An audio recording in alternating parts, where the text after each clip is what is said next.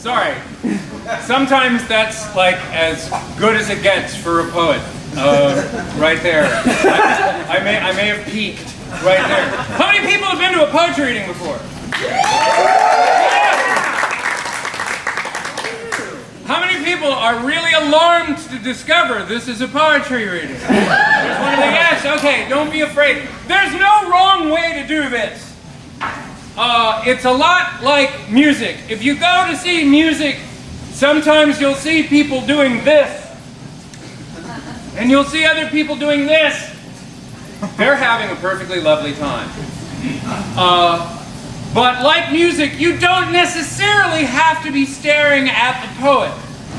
The poet wants to put an image in your head. They want you to feel something. And so it may sort of like turn into Charlie Brown. You may start to drift, and my voice will start to be like the teacher in Charlie Brown. What did she sound like? That's fine if that happens.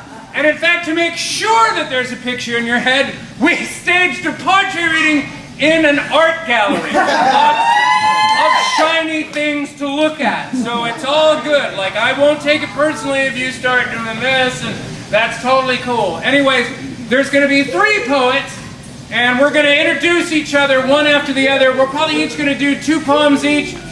Something's got to hit.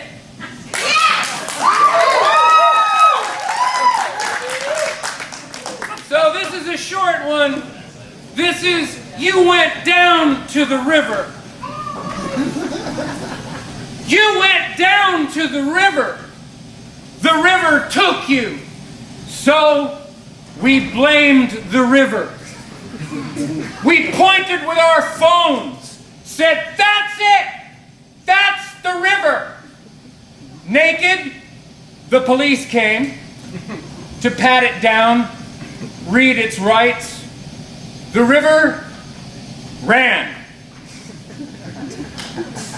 We took pictures and followed fast, all but the barefoot police, who winced and tiptoed. The river failed the polygraph test every way it could. Laughed, babbled, changed its answers. What did inconclusive mean, we wanted to know, if not guilty? The judge was a painting of mountains, and we cheered because we knew he would hang. We wanted justice like we wanted heaven. We wanted heaven like we wanted new phones. We didn't count on a jury of stones, smooth, smooth stones. Geology says a verdict may take years, piles of years. We should find a way to pass the time. We go to the river, sit by the river, hold hands by the river and sing, but not of you.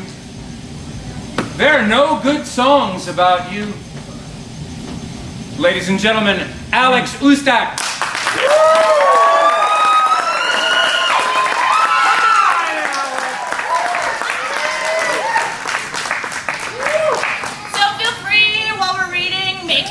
Make noise. If you like something, you can let out a random moan or whatever you want to do. Moan! Wait. A test moan on the count of 3. 1, 2, 3. Moan! Really down in the pelvis there, yeah.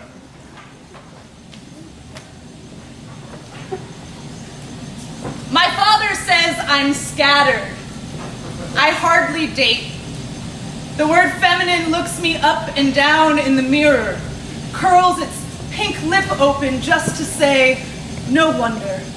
A friend says self-pity is never attractive. I smooth heavy coats of lipstick across my mouth, hoping someone might kiss the rosy bloom of it. Brush the ocean snarl of hair on my head to silk. Shave the rest of me, low, low, till I am a soft summer peach, soft enough to be a woman a man calls and keeps calling. I bury my darkness in the backyard because none of the men are going for a woman who wears her loneliness like a cloak of thunder. When my mother died her first death, I was 10. She blurred in and out of rooms. Her voice became an empty refrigerator and a series of locked doors.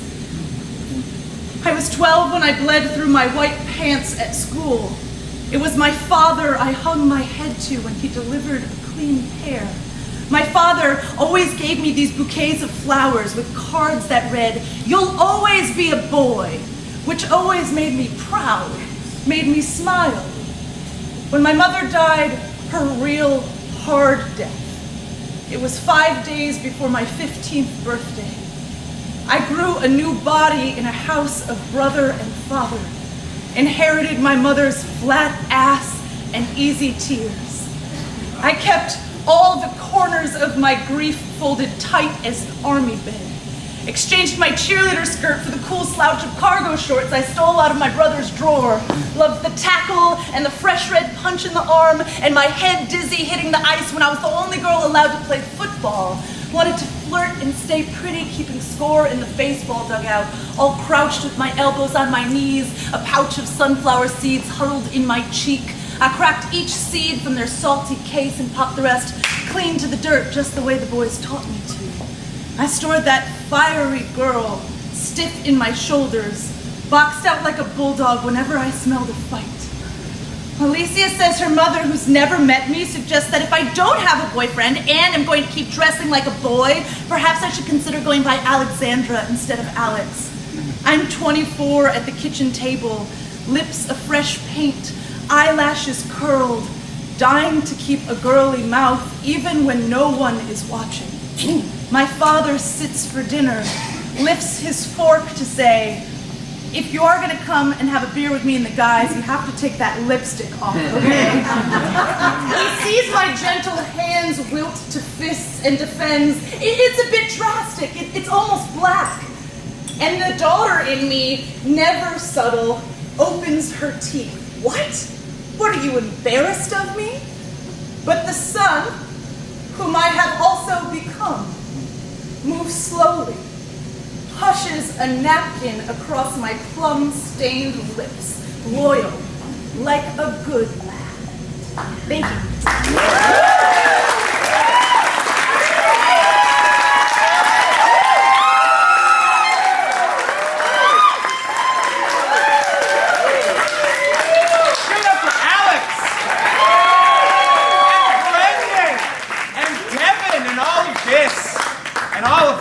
Beautiful bullshit. Hi, I'm Jeremy. Yes. Wow, it is great to be here. The last time I was being looked at by this many super attractive people, I had to pay so much money for that experience.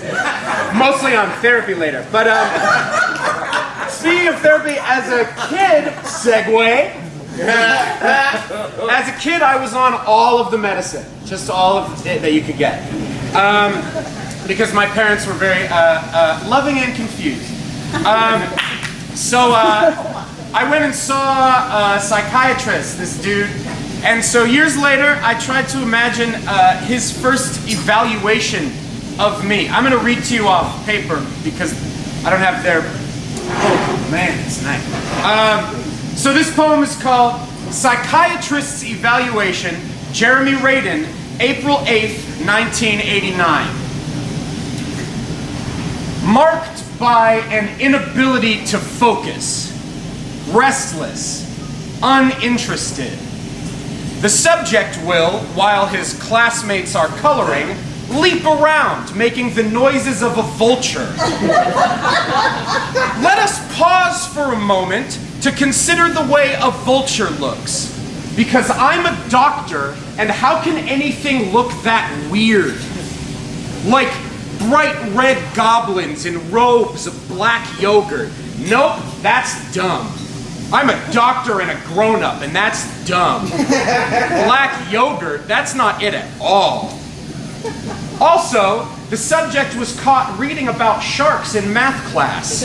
What do sharks have to do with math class? Of course I mean besides everything.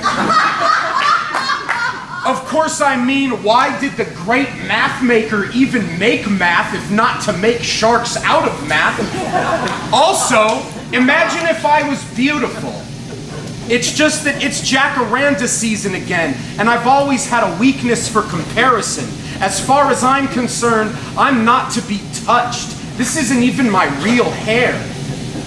My favorite is the subject won't leave home without his wolf costume on.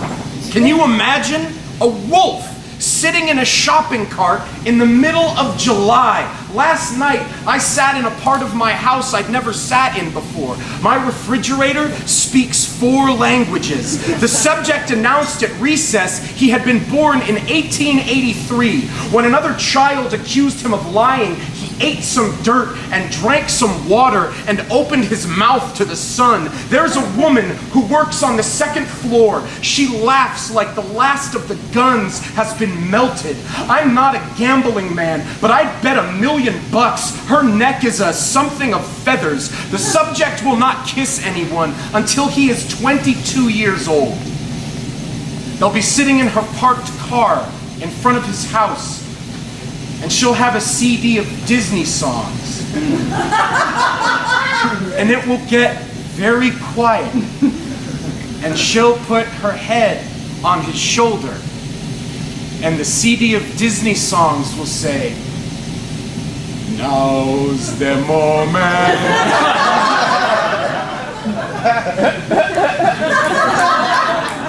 He will kiss her 2 nights after that.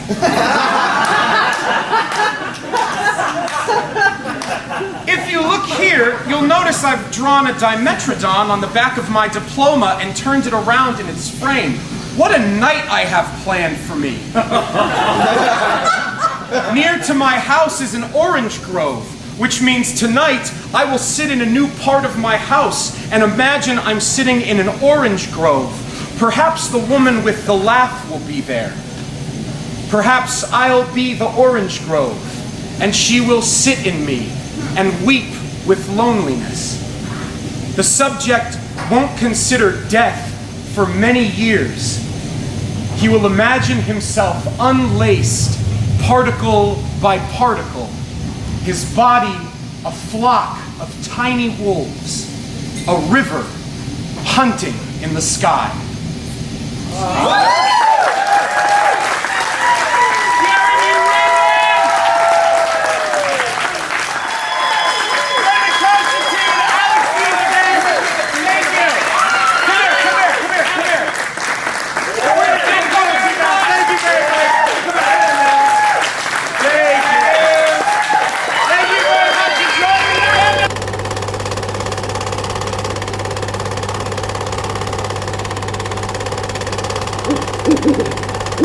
Ooh.